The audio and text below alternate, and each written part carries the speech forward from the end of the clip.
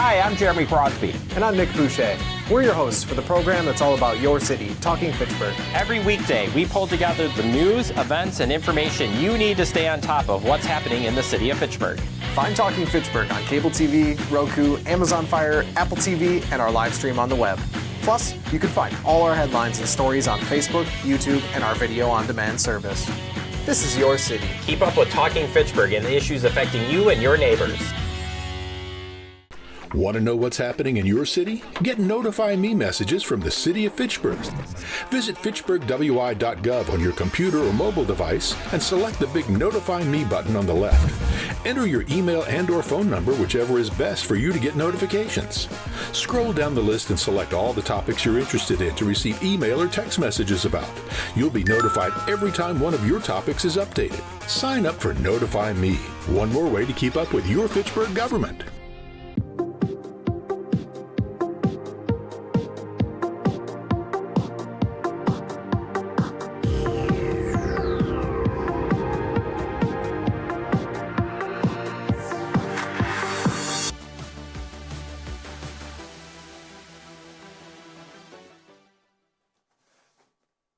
Good evening. We'll call to order this meeting of the Fitchburg Board of Public Works for November 3rd, 2025, held here in the Francis Huntley Cooper Council Chambers. We have the entire quorum here. Don is here, Alder Jetzer, myself, Dave Wilburn, and Kim Lobdell are all here. Next, we have public appearances for non-agenda items, which we have none. So that moves us to approval of minutes from our October 20th meeting. A motion to approve the minutes. So move we approve October 20th meeting. Moved by Mr. Wilborn. Do we have a second? Second. Moved by Don.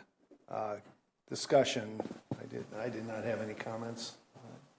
All right. I'll call the vote. All in favor of the approval of the minutes from October 20th, signify by saying aye. Aye. Opposed? The minutes are approved. Next, agenda item 4, report from our Director of Public Works, Mr. Tim Volker, PE. Thank you. Good evening. Just a couple items for tonight. The Haight Farm Road will be closed from November 4th, 2025 through November 12th, 2025, and this is to accommodate a water main installation for the Uptown Hills development project. A couple meetings ago, I mentioned it was going to be closed in October. It was closed for a day or two, and then the general contractor switched the subcontractor for the underground utility work. So we reopened the road, and since they have a new subcontractor under contract, they'll be closing it starting tomorrow through next week, November 12th. And then just a follow-up to our discussion of the permissive flashing yellow arrows at the September 15th, 2025 Board of Public Works meeting. Ross, our senior transportation engineer in FACTv, completed a Talking Fitchburg video regarding the traffic signals and how to provide further education for drivers related to that flashing yellow arrow throughout the city. So just for the public listening tonight, FACTv has uploaded that and then also put it on the city's YouTube channel to watch. And then just one project update for tonight, the Cyene Road Reconstruction Project, Phase 3. MG&E finished installation of the electric service for the traffic signals late last week. Traffic signals will be tested tomorrow morning, and then we anticipate opening the road on Friday, November 7th this week. There's still a couple striping issues we're working out and trying to get that cleaned up before the road opening. And with that, does anyone have any questions? Board members? It was a great little video for that. Do we pitch that over to the senior center?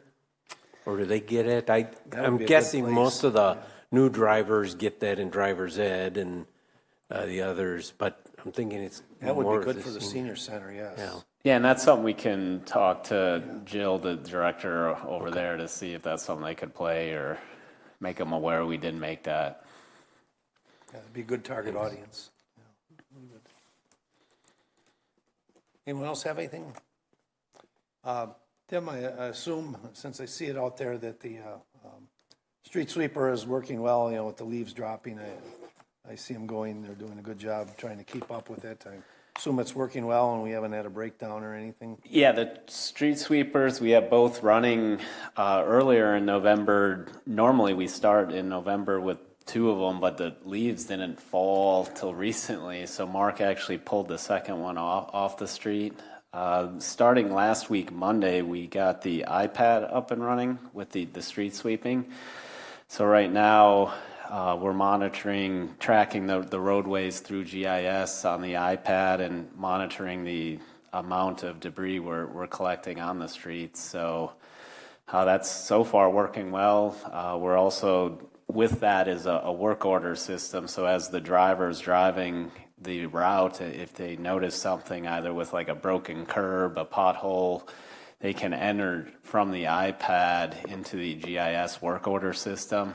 And then Mark Hodel, our street supervisor, can assign a due date and person to look to get that repair made. So,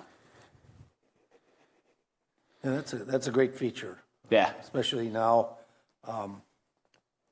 and to get them identified, because invariably over the plow season, the plows hit curbs once in a while. Oh, yeah. And do damage, and so we know where we were at, before, and so thank you.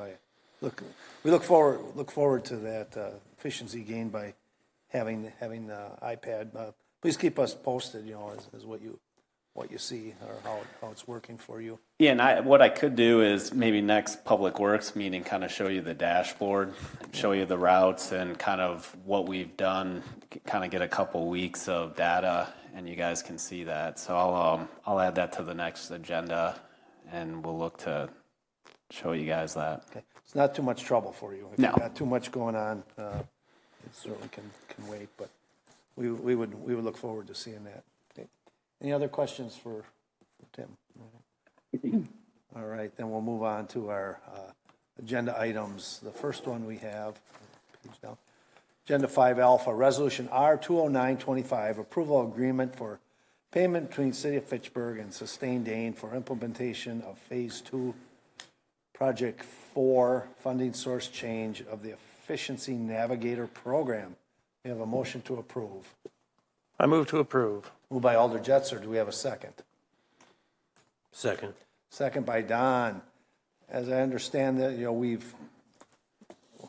this board is very familiar with the work that was done, but it sounds like originally it was a federal grant or EPA grant, and it was to the city of Madison, but the area encapsulated Fitchburg, and we believed we could use that grant, and then the grant was rescinded from Madison, so we have to pay them back for the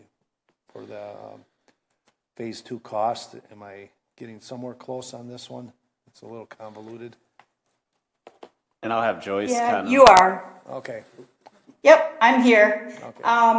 So what happened is we did a joint application with the City of Madison for the Community Change Grant.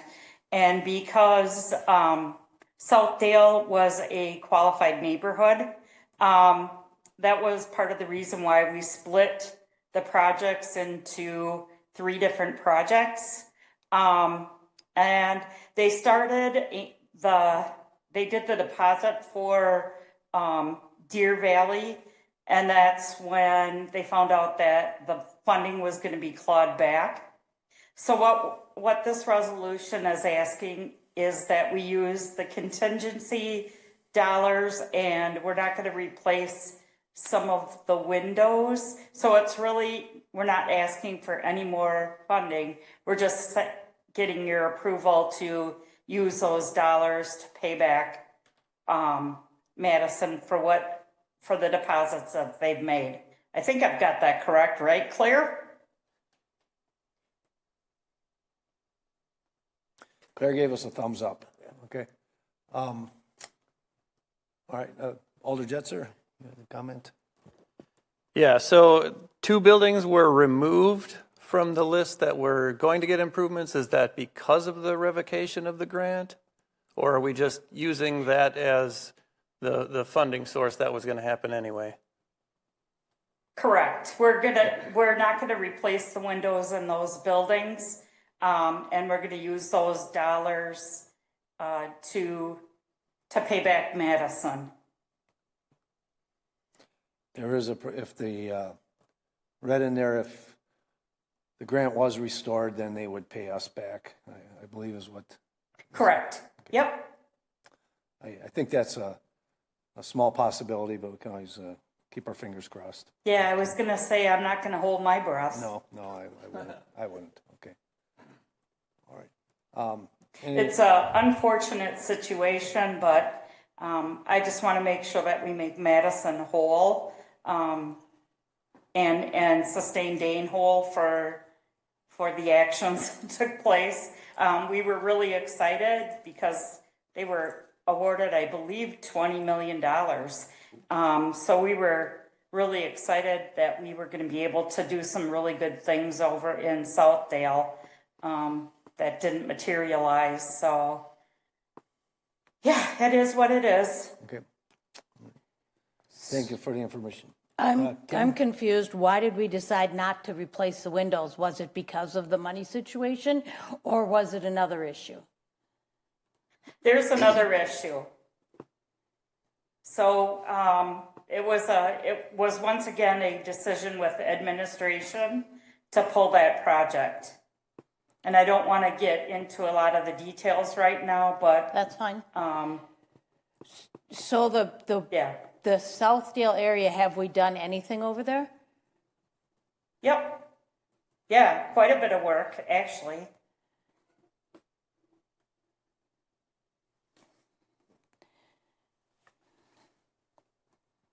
Any other questions? Maybe it's just my curiosity and how this all transpired.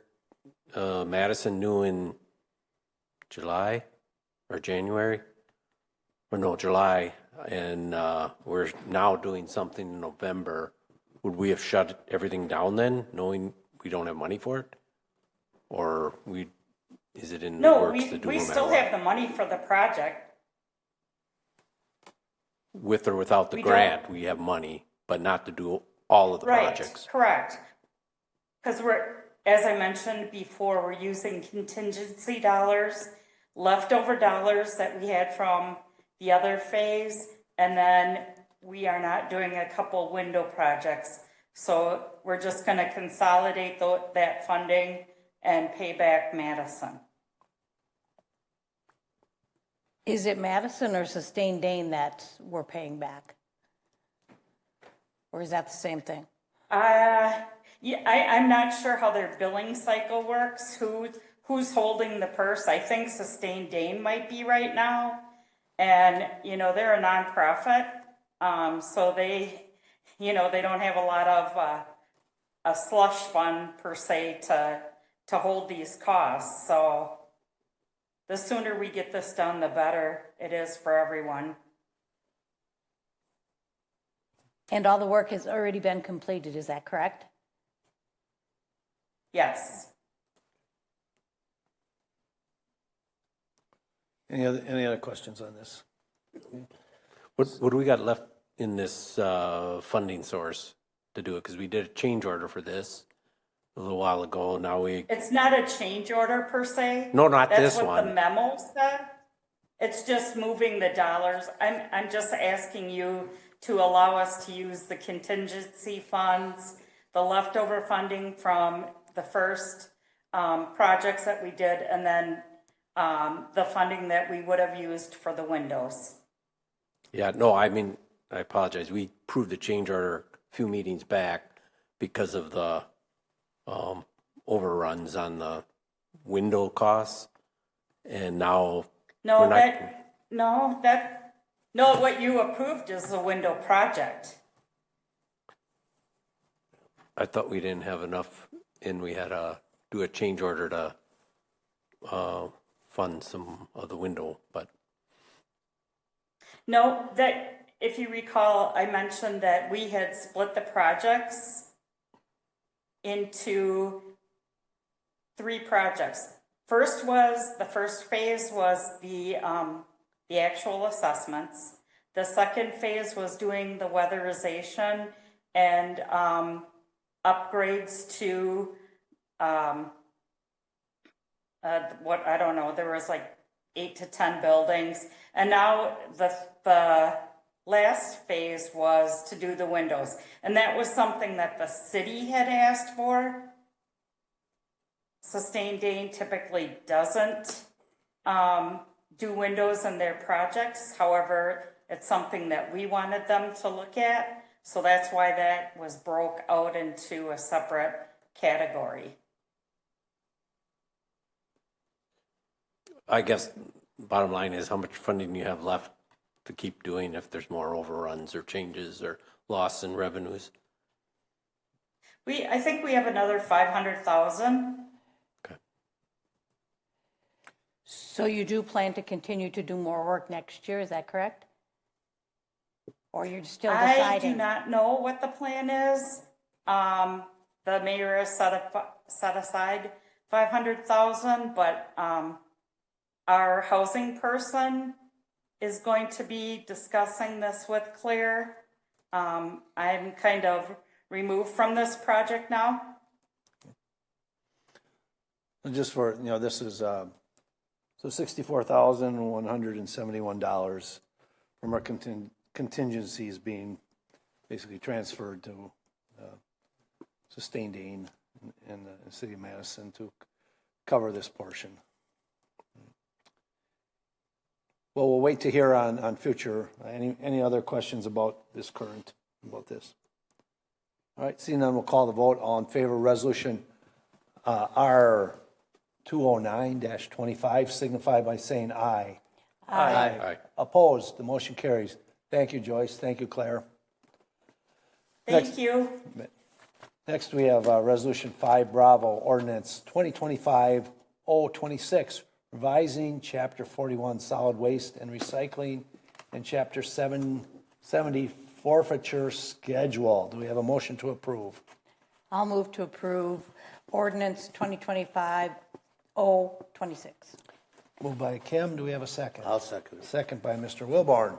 And we're doing this to match, changing ours to mesh with state law, I believe. Am I in the ballpark there? Okay.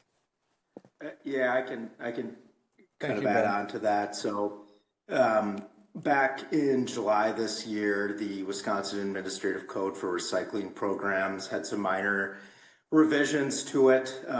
So as part of that, the DNR has requested that municipalities revise their ordinance as necessary to be in line with these new statutes.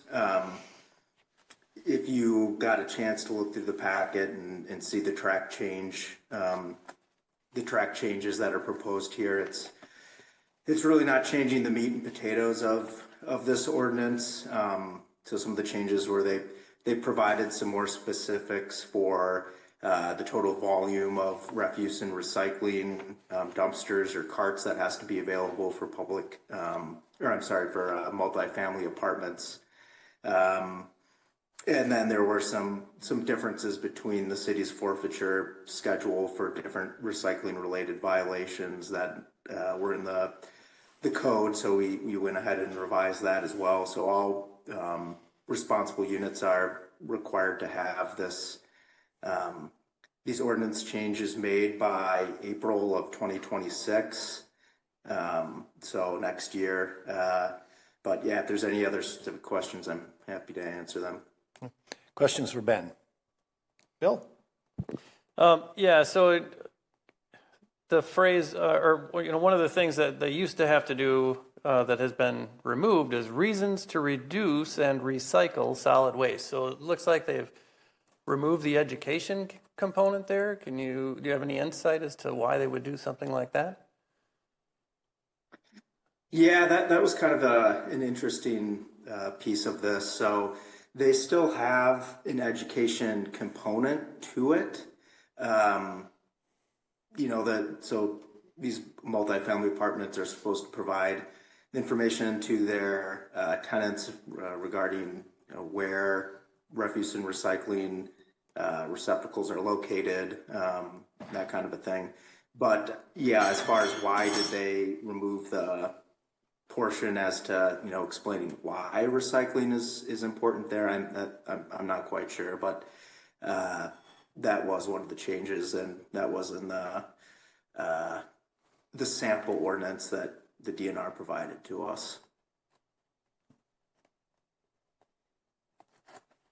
Anything else, Bill? Yeah, and is this another one of those deals where local municipalities are not allowed to impose any restrictions or requirements more stringent than what's in the state law? Well, I wouldn't say. I'd have to get back to you on that, Bill. I don't know if that's something that if the city could choose to go above and beyond in certain areas, if that would be an issue or not. I'm not quite sure at this time. As I read through it, a lot of it is renumbering. They inserted a section. Yeah, yeah. So. Yeah. Do any of the changes affect our contract with Pelletary or what they have to do, or our recycle center site on what we collect or how we collect it? Okay. No, yeah. So like I said, it doesn't really. There aren't really any changes to the meat and potatoes. The city can continue to operate as it has been with their refuse and recycling collection. Kim, Dave, anything? No. Ben, thank you for the detail, staying on top of this. It's a lot to read through and incorporate, so thank you. If there's no further questions, I'll call the vote. All in favor of ordinance 2025-026, signify by saying aye. Aye. Opposed, the motion carries. Thank you, Ben. Next, we have 5 Charlie, Resolution R 20125, authorizing acceptance of 2025 stormwater utility facility maintenance bid. Do we have a motion to approve? I'll move to approve Resolution R 20125. Moved by Alder Jetser. Do we have a second? I'll second. Second by Kim Lobdell. So we are going to dredge the Quarry Ridge pond, line it with clay so it maintains a more consistent water level, and repairing infiltration basin also. Are those the two main components of this $773,000 project? Yes, that's correct. Okay. So those are the two sites that are going to be repaired as part of this project. They're both right next to each other, so it made sense to kind of do them at the same time.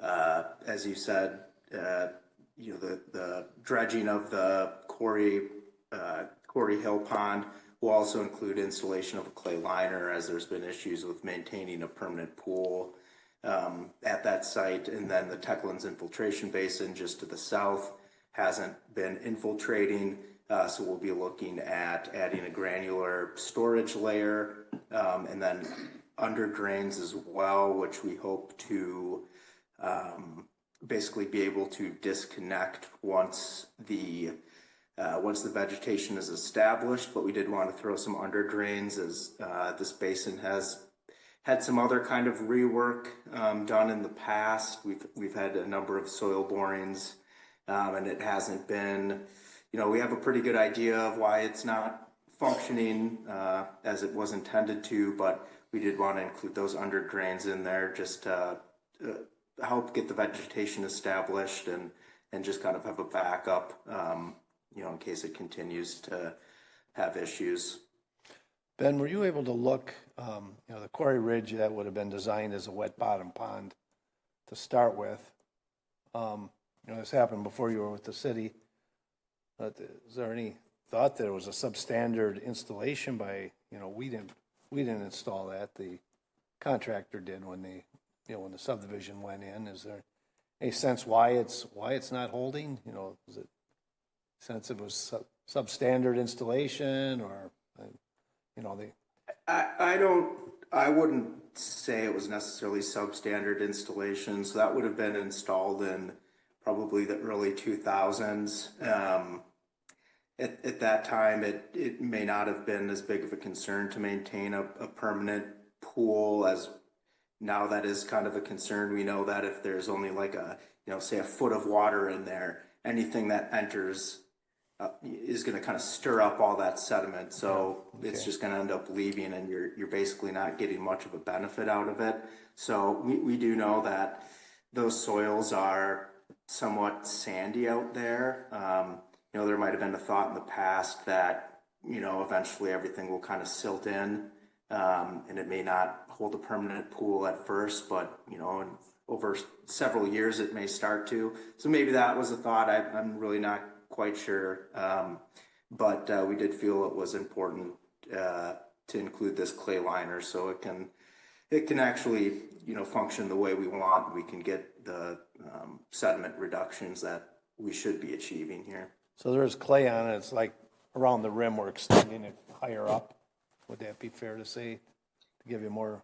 Yeah, capacity? basically, yeah. So you kind of want to extend the clay liner past the permanent pool elevation, not just to it. So you get a little bit extra on the sides, and that's really the plan. Should be effective. Okay, thank you. Bill? So it sounds like the Quarry Hill Pond is infiltrating when it shouldn't be, and Techlands is not infiltrating when it should be?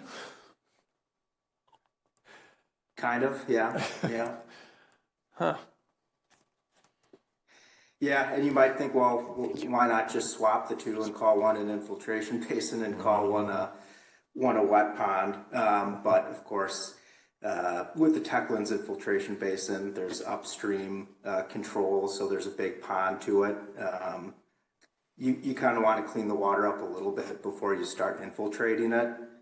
So that's kind of why the Techlands infiltration basin is where it is. There's this big wet pond upstream of it to clean up the water before it enters. But yeah, it's kind of funny when you put it that way, but that's pretty much the case.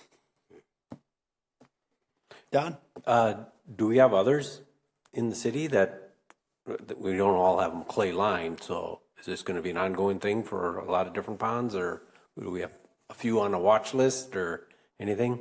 Or is this a one and so like I anomaly? said, yeah, so there are some other clay lined or non-lined ponds, I'll say, so we're talking about the Quarry Hill Pond right now, the Quarry Ridge Pond over on the west side. It's a very large pond that isn't clay lined, but I think just due to the size of the watershed that drains to it, it doesn't really have a problem holding a lot of water. There's just always so much coming into it. But really the Quarry Hill Pond is the one that, the Longford Pond, maybe there's very few, I would say. This isn't going to be a typical activity with our dredging project. And then for the dredging, you got 25 years in there. Do you have to test the water material that you're removing? So in this instance, because the drainage area that contributes runoff to the Quarry Hill Pond is 100% residential, and there were no reports of any kind of potential contamination in the area. There's no testing requirement for it. Okay. And if you dewater it, maybe they can use it down in their the bike area where they're doing down in Quarry Ridge where they're going to do the skills course. Yeah, if you needed soil, you have to dewater it, but keep that in mind. I guess it's probably in there for them to haul it away right now, but there might be a place for it in Fitchburg. Kim? Sure. So this is a fairly large cost, and can you explain where the money's coming from? I guess the annual budget for this is fairly small, but you have another pot of money you're taking it from? So this is actually going to be all coming from the CIP dredging project that's funded annually. We did not complete any dredging work last year, so there were some dollars rolled over. And then I believe Jay Allen made an amendment last year to include additional funding so we could not just dredge this Quarry Hill Pond, but actually kind of reconstruct it the way it should be with the clay liner. So there was some additional dollars put into this CIP account from that as well. So it is all coming from this CIP dredging account. It's a lot of money. It is. 811,000. So Ben, if this hadn't been a problem and this was a normal year, how many ponds would we dredge? Totally depends. So if you got a smaller pond, so like the last dredging project that we did in 23, we were able to do 3 ponds, but they were all, well, one was kind of a partial dredge of just a 4-bay, and then 2 were very small ponds. You know, I don't see it ever really being more than 3 with the level of funding each year, but 3 to 1, I'd say, I guess. And they're doing, I assume it's a mechanical dredging with a bucket versus a hydro versus a kind of a vacuum type. Okay. Yeah, I think the kind of hydro excavating I've seen more used on larger, maybe a McKee Farms Park type dredging project. Okay. It is a large amount, you know. It is, yep. How, just for context, how big of an area is the, that's draining into these two? Is it 80 acres, 120 acres, 200 acres? You got any sense of that, Ben? Yeah, I don't have the numbers on me right now, but it's, I'd say for the Quarry Hill Pond, it's in the 2-digit number of acres, I would imagine. I do have all the drainage area maps for them. I could get you the exact numbers if you'd like that. Could you send it to the board, an email? Sure, perfect. Again, we I think some due diligence here. We are spending a lot of money. What are the, if a resident asks me, why are you doing this? Can you point out what are the known problems? Like you indicated, the first pond with not enough water in there. We're really not getting any settling. Everything is getting washed down. That would be the first one. For the infiltration one, what would be the Reader's Digest version? Why I have to spend the money on that one? Great question. Yeah. So right now, you go out there any time of the day, there's always water sitting in that pond. So again, when the stormwater management plan was created for this area, there had to be some sort of infiltration, right, to replenish the aquifers and so forth. So this basin here was going to pick up all of the infiltration that was needed for the Techlands plat. So if it's not really infiltrating, we've kind of got an issue with where we're not getting the infiltration that was approved, if you will, that the city should be getting to restore the aquifer. That's what, okay. Yeah. Thank you. Anyone else? Don? I'm assuming we're not doing this because DNR or Dane County is jumping on us saying you're not in compliance with. Okay. No, this is just being proactive maintenance that we got to be doing. Are we getting any credits for Clean Lakes Alliance or something for doing due diligence? Nothing. Okay. No, I wish. It's kind of just the expected maintenance of any stormwater utility to take care of what gets installed. Bill? Has our TMDL modeling taken into consideration that these two facilities were not working as they should, and will we adjust the model after these are repaired? We can probably do a little adjustment to the Quarry Hill one, the Techlands one. I don't think we're going to get any adjustment out there. I think we set it up knowing that we were going to get it fixed, and it's hard to model something that doesn't work, I guess. So we just put it in there.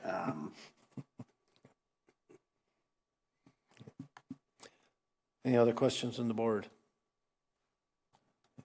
Seeing none, we'll call the vote. All in favor of Resolution R 20125, authorizing acceptance of 2025 stormwater utility facility maintenance bids, signify by saying aye. Aye. Motion is approved. Next, we have Resolution 5 Delta, Resolution R 19525, approving the purchase of 2025 Moorbank BVR 16 brush chipper. Moorbark brush chipper. Thank you, Bill. We have a motion to approve. I'll move approval of Resolution R 19525. Moved by Alder Jetser. Do we have a second? I'll second it. Second by Mr. Wilborn. Our existing same model or the same make as a 2013, and so this will be replacing the 2013. Are we assuming the 2013 will trade that in, or is it have no salvage value, or keep it for a backup? We would actually take it to Wisconsin surplus, the auction. We'd set the reserve price at the auction for the trade-in value, or even a little bit more. And then if we don't get that, then we'd go back to LF George and trade it in for that price. So the reserve would be set at $22,000 or slightly higher. Okay. Thank you. This is a brush chipper. When I say brush, how familiar with a lot of different chippers, how large of diameter piece of wood can go into it, or is it strictly for we brush? typically don't put anything larger than 12 inches in this one. Okay, so it's taking small logs. Yeah. Okay. Not so small. No, not so small. Not yes. so small. Yeah. It's got a big flywheel on it. Okay. I think the price was $76,000 approximately on this one. I was $74,832.30, and that's based off the Sourcewell contract. Okay. Tim, what's the utilization rate on this piece of equipment? So we have about 900 hours on the piece of equipment. So over 12 years, about 900 hours. When you start getting around the 1,000 mark, you have like the clutch and bearings start to go. So that's kind of why we're looking to replace it before those expensive repairs happen. What I was wondering, because in the recycle facility, I think we have a lease with someone to come in there and chip that stuff for us. Should we do the same with this, and just lease when we need it cut and have them come write a different contract or amendment to the contract, say, can you chip for us over here or there? Yeah, and this we utilize with our trees that we take down. It's something we could toss around. It would be a lot more expensive because it's by the hour, I believe. I think that contract's about $400 an hour for them to come in and chip on site. Okay. You'd have to run the numbers to see if we only have 900 hours and it's occasionally spot.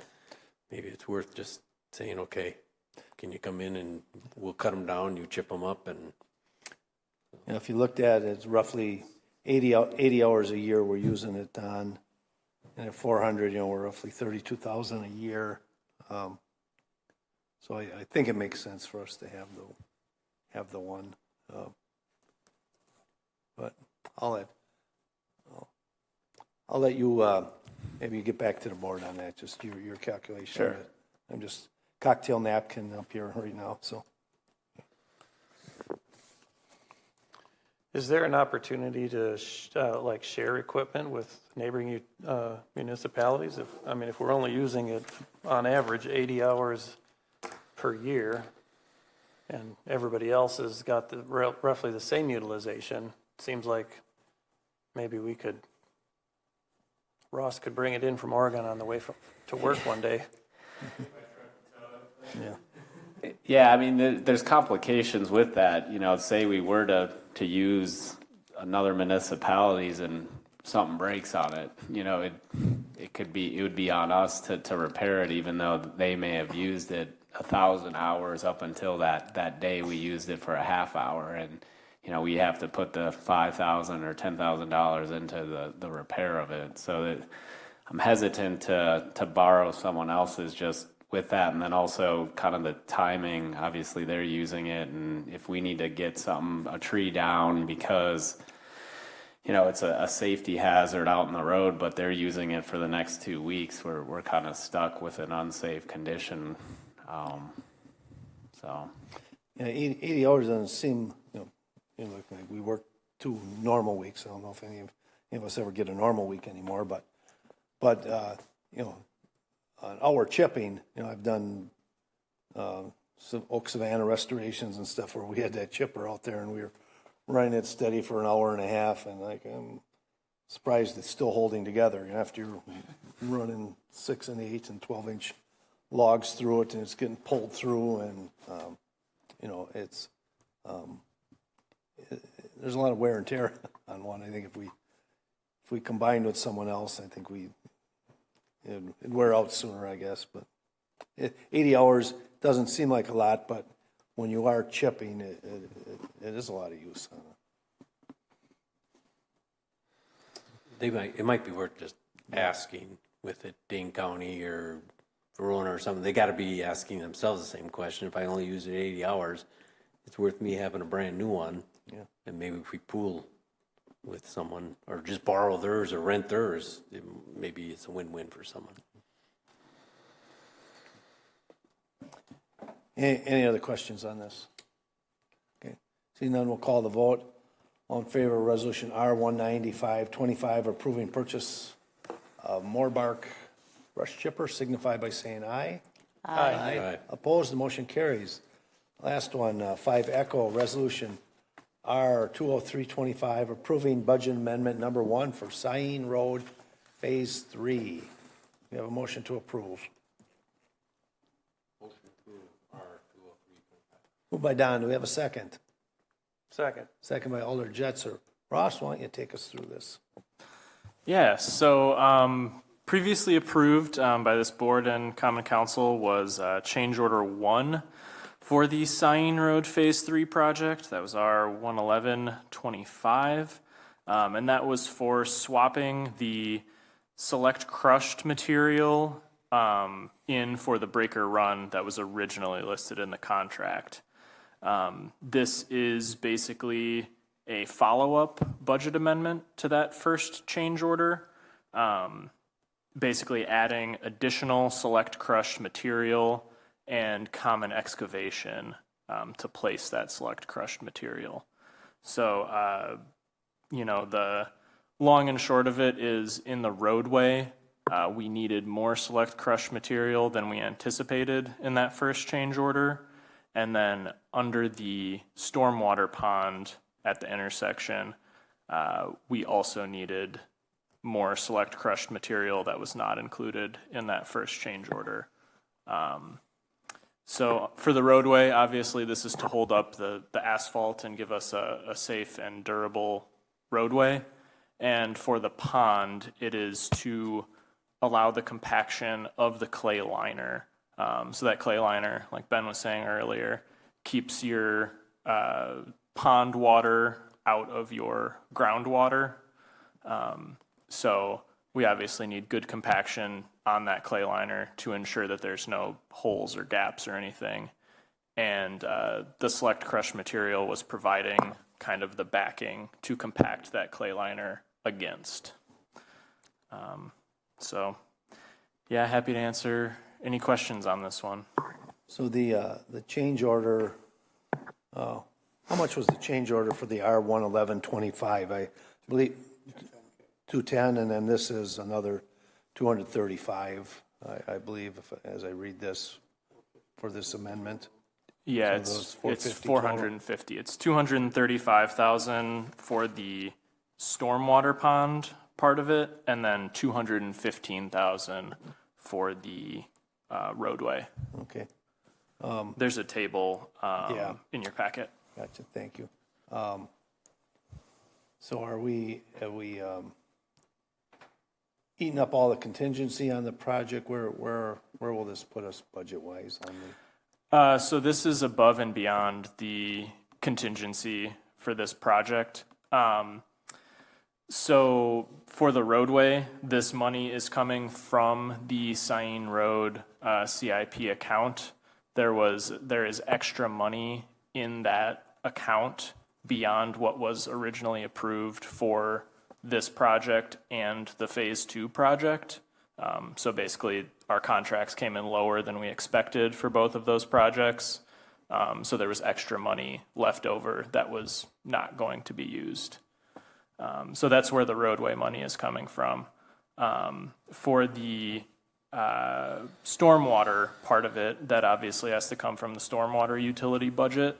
It can't cross over into that roadway budget. So that is coming from the stormwater street resurfacing fund.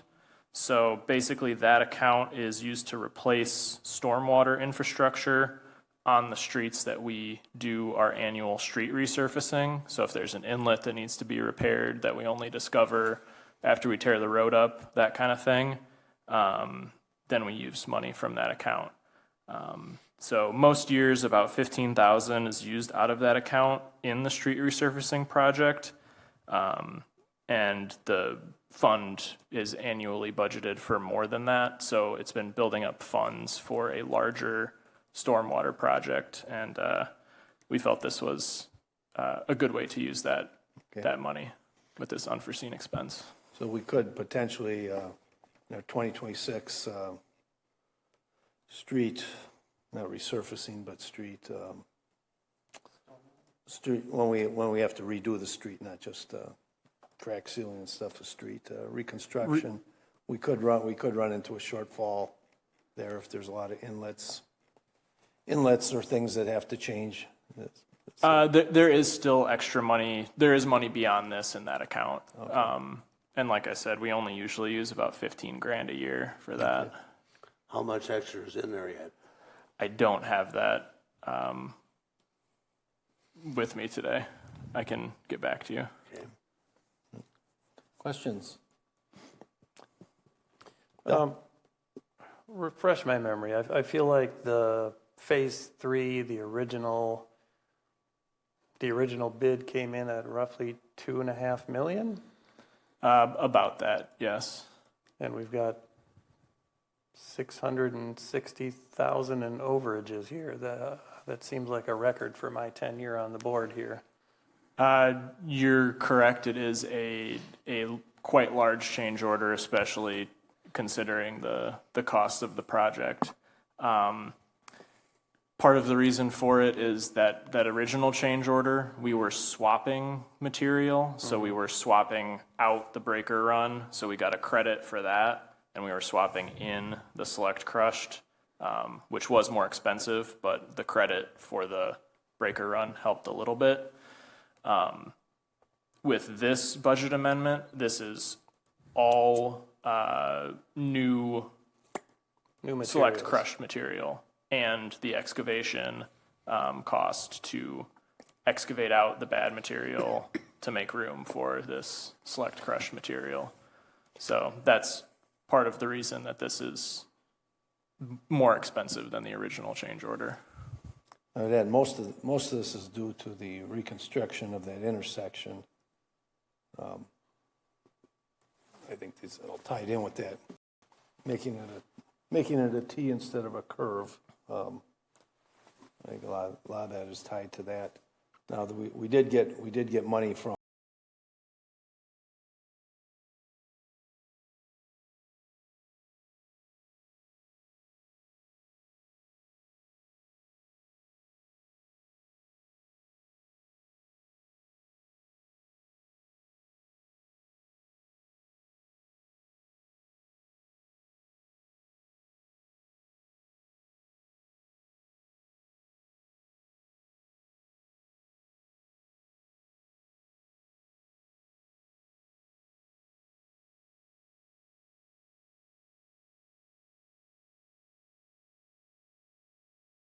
to the east.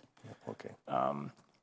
So there basically there's a sand layer that's causing a lot of these issues, and that's what we have to work correcting. So Not an underground stream, as we've been. Don't mean. Any other questions on this?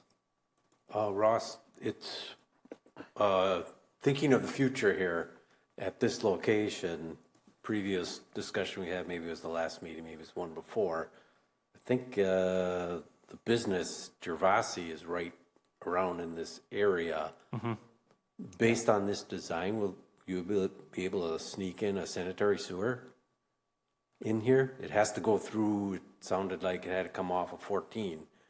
do you mean with this work? No, not with this work. In the future, would you be able to put one in? You have to tear up what we put in here, but. So the city sewer is to the south of fire station number 3, and with the elevations, we can't get it to that sewer. We'd have to get it to MMSD's pipe, and right now it's, I think, over 1,000 feet to get there. MMSD's looking to construct another line, however, that line's 10 years out. So at that time, it would be advantageous to connect to MMSD for Gervasi's property. But I'd have to go through here, right? We wouldn't have to go through the roadway. We could go within the right of way and get it there. Oh, okay. So, Bill? So when we did our 11125, that was back in June, I think,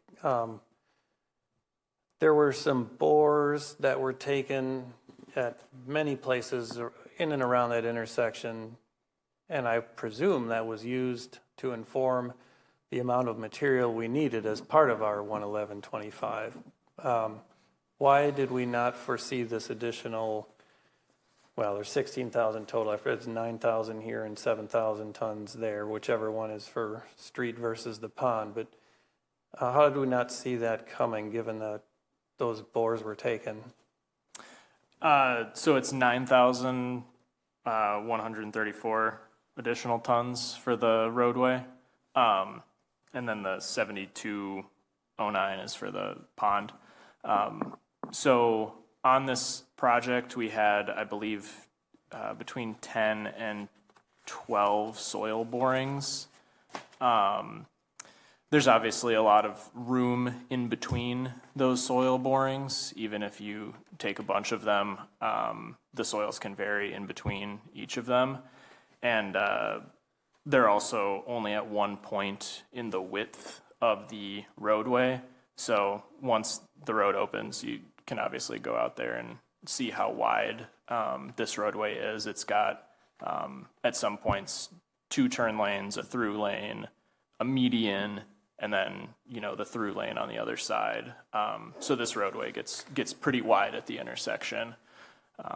So there's just a lot of empty space in between soil borings where makes it difficult to estimate.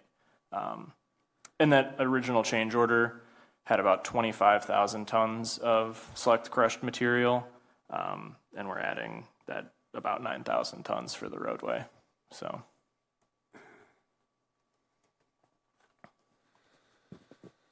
And so tell me how, I guess, if the ground is too soft, why does adding rocks to it make it make it more stable? So the method that we used to install the select crushed material, basically if you dig down in the old road bed where Cyan Road used to be, if you dig down a certain amount, there is this sand layer that when it's under the weight of all of the soil on top of it and the asphalt on top of it, it's fairly solid. It doesn't really move. So that was also what kind of led to this looking like a good layer in the soil borings. But when you dig down to it, this sand layer acts like quicksand. There's nothing holding it in, and it just kind of falls apart, which means that everything on top of it also falls apart. So this layer is also very difficult to excavate because it's very wet and it acts like a liquid, so it's hard to dig out.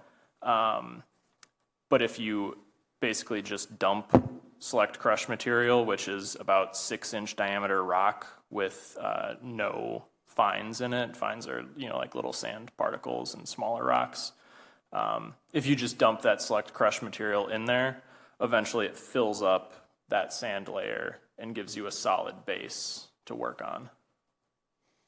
So if you think about it like adding marbles to soup, I guess, that kind of gives you an idea of what we're talking about. I wonder how they ever built the road in the first place. They just kept piling on top, I guess. Is it dry here? Maybe. Yeah, sand is a decent material for construction if it's dry. So that, Bill, you might honestly be right that if it was dry, it was easy to build on. You have any thoughts? No? Okay. It's beyond me. I'm not a civil engineer. All right, any other questions? Thank you for that explanation. All right, seeing none, we'll call the vote. All in favor of resolution R-203-25, approving budget amendment 1 for Sain Road Phase 3, signify by saying aye. Aye. The motion is approved. Our next meeting, I'll get the page back up here, I'm sorry. Our next meeting is 17th. November 17th, Monday is November 17th. If you can't make it, please let us know. And at this time, I'll entertain a motion to adjourn. And so move we adjourn. Moved by Mr. Wilborn. Do we have a second? Second. Second by Don. All in favor of adjournment, signify by saying aye. Aye. We are adjourned at 6:27. Thank you, everyone.